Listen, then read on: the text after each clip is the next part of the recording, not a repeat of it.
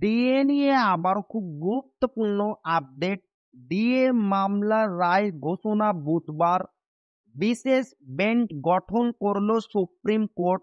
রাজ্যের লক্ষ লক্ষ সরকারি কর্মচারী, শিক্ষক এবং পেনশনভোগীদের প্রতীক্ষার অবসান কি এবার হতে চলেছে?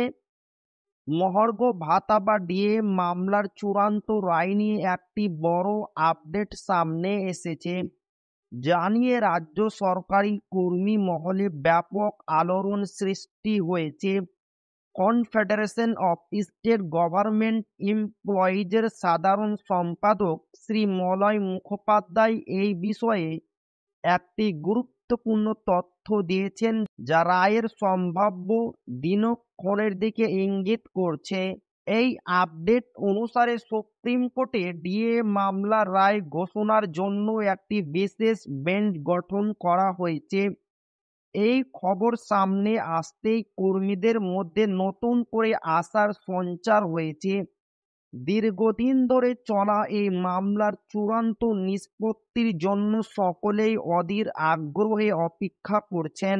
কনফেডারেশনের তরফ থেকে জানানো হয়েছে যে আগামী বুধবার 12ই নভেম্বর 2025 তারিখে ডিএ মামলার রায় ঘোষণা হওয়ার একটি প্রবল সম্ভাবনা রয়েছে। ওই দিন দুপুর 3টের সময় মাননীয় বিচারপতি সঞ্জয় কারোল এবং বিচারপতি প্রশান্ত কুমার মিশ্রের ডিভিশন বেঞ্চে এই মামলার শুনানি হবে। এই বিশেষ বেঞ্চ গঠনের খবরটিকে ডিএ মামলার রায় ঘোষণার একটি বড় ইঙ্গিত বলে মনে করছেন কর্মচারী সংগঠনের প্রতিনিধিরা।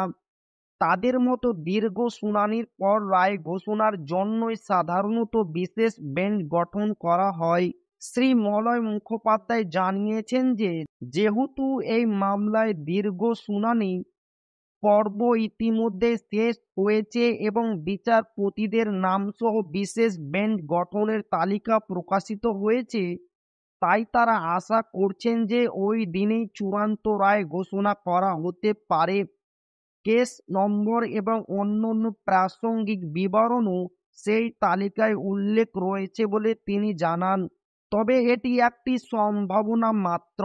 চূড়ান্ত রায় ওই দিনই আসবে কিনা তা সম্পূর্ণভাবে আদালতের উপর নির্ভরশীল, কিন্তু বিশেষ বেঞ্চ গঠনের পর কর্মীদের মধ্যে প্রত্যাশা তুঙ্গে।